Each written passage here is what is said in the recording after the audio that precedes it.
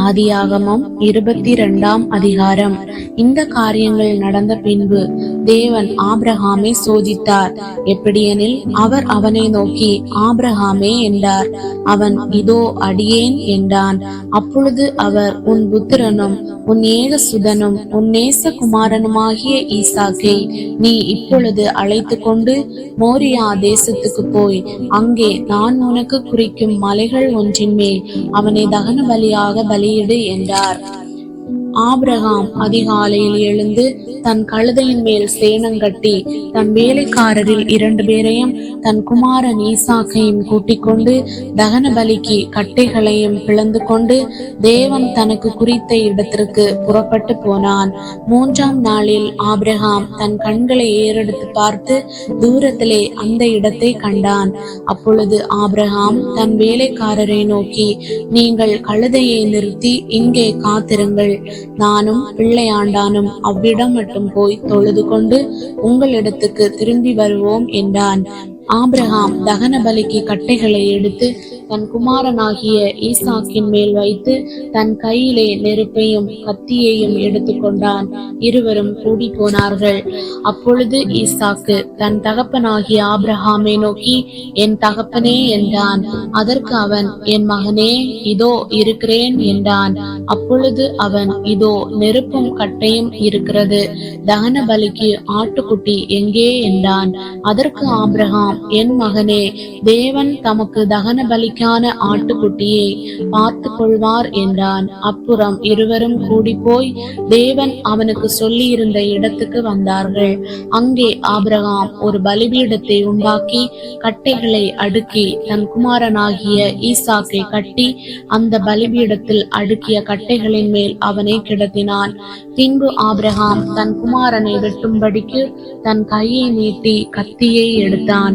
அப்பொழுது கர்த்தருடைய தூதனானவர் வானத்திலிருந்து, ஆபிரகாமே, ஆபிரகாமே என்று கூப்பிட்டார். அவன், இதோ அடியேன் என்றான். அப்பொழுது அவர், பிள்ளையாண்டான் மேல் உன் கையை போடாதே, அவனுக்கு ஒன்றும் செய்யாதே. நீ அவனை உன் புத்திரன் என்றும் உன் ஏகசுதன் என்றும் பாராமல் எனக்காக ஒப்பு கொடுத்தபடியினால் நீ தேவனுக்கு பயப்படுகிறவன் என்று இப்பொழுது அறிந்திருக்கிறேன் என்றார். ஆபிரகாம் தன் கண்களை ஏறெடுத்து பார்க்கும்போது இதோ பின்னாக புதரிலே தன் கொம்புகள் சிக்கி கொண்டிருந்த ஒரு ஆட்டுக்கடாவை கண்டான். அப்பொழுது ஆபிரகாம் போய் கடாவை பிடித்து அதை தன் குமாரனுக்கு பதிலாக தகன பலியிட்டான். ஆபிரகாம் அந்த இடத்துக்கு ஏகோவா ஈரே என்று பெயரிட்டான். அதனாலே கர்த்தருடைய பர்வதத்திலே பார்த்து கொள்ளப்படும் என்று இந்நாள் வரைக்கும் சொல்லப்பட்டு வருகிறது.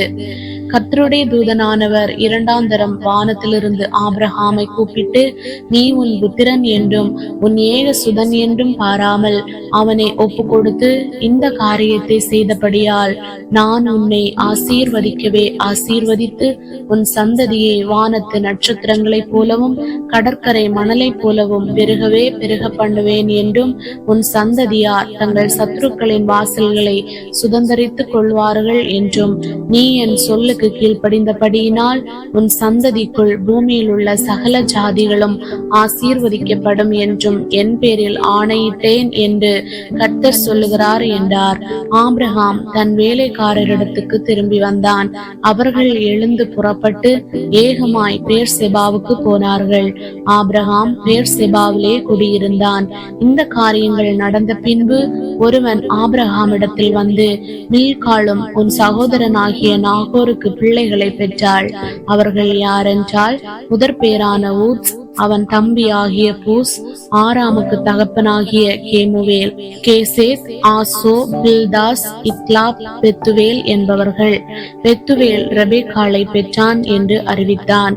அந்த 8 பேரை மில்காள் ஆபிரகாமுடைய சகோதரனாகிய நாகோருக்கு பெற்றாள். ரேயுமாள் என்று பேர் கொண்ட அவனுடைய மறுமனையாட்டியும் தேபா, காகாம், தாகாஸ், மாகா என்பவர்களை பெற்றாள்.